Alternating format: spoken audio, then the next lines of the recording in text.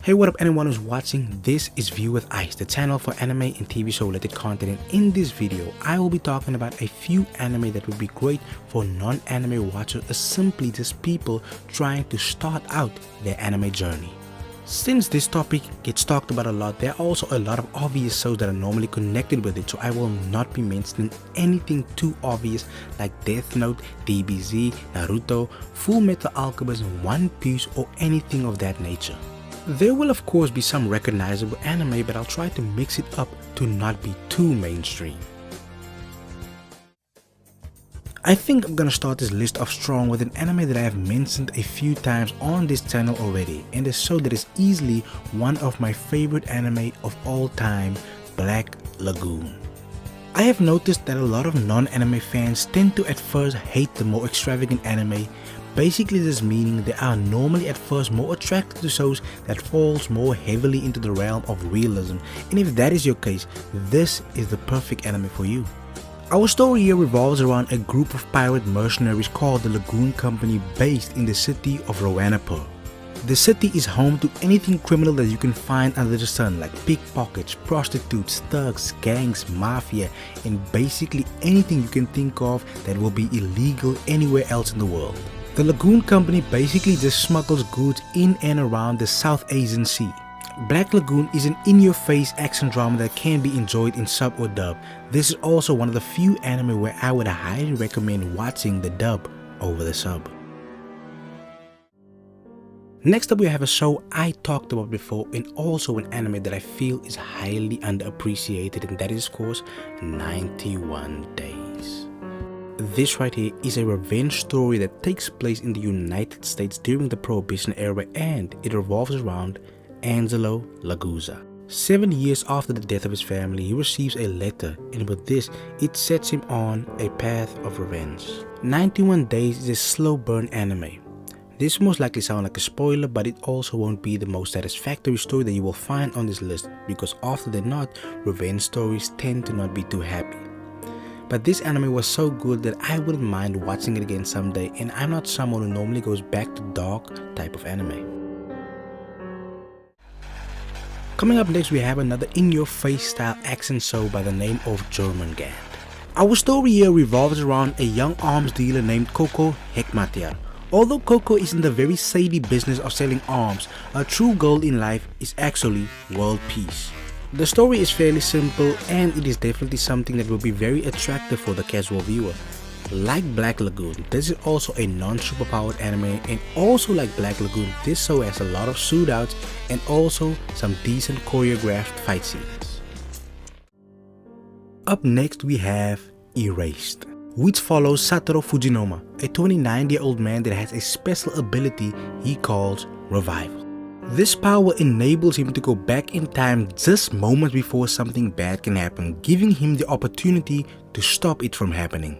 After his mother is killed by a mysterious assailant, his power takes him back 18 years into the past and gives him a chance not to only save his mother but also prevent the kidnapping of 3 of his childhood friends during that time period. What I love most about Erased is the fact that it is short and impactful. They really don't drag out the story too much, and it is also a very solid and easily digestible anime. Anything revolving any sort of time travel usually confuses me, but this is such an easily watchable and enjoyable show.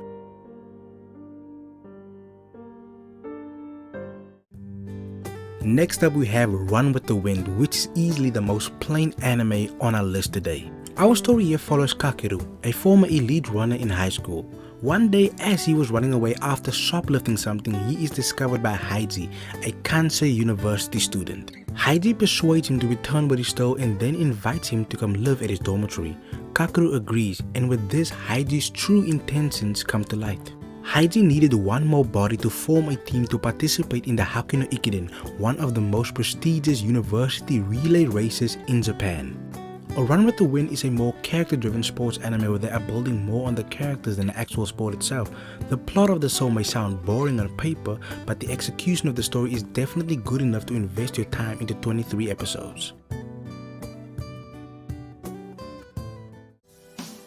Coming up next is easily the best boxing anime ever made, and that is of course Hajime no Ippo. Hajime no Ippo is a story that follows Ippo Makanouchi. His journey to boxing starts when he is bullied one day and he is saved by a passerby who is a professional boxer.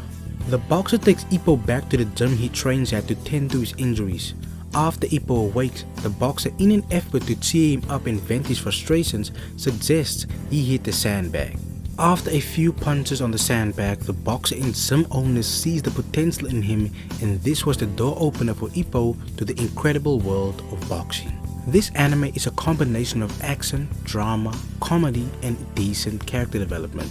It also has a great balance on the focus of the sport and the focus of the character, and is also one of my favorite animes of all time. Okay, so next we have one of the best anime to come out of 2019. Our story here follows a young Viking warrior named Thorfinn who seeks revenge after his father is killed. One of the main focuses of the first season of this show is Thorfinn's revenge, but it isn't the only story being told here because there is a lot more going on here than the struggles and determinations of a single character.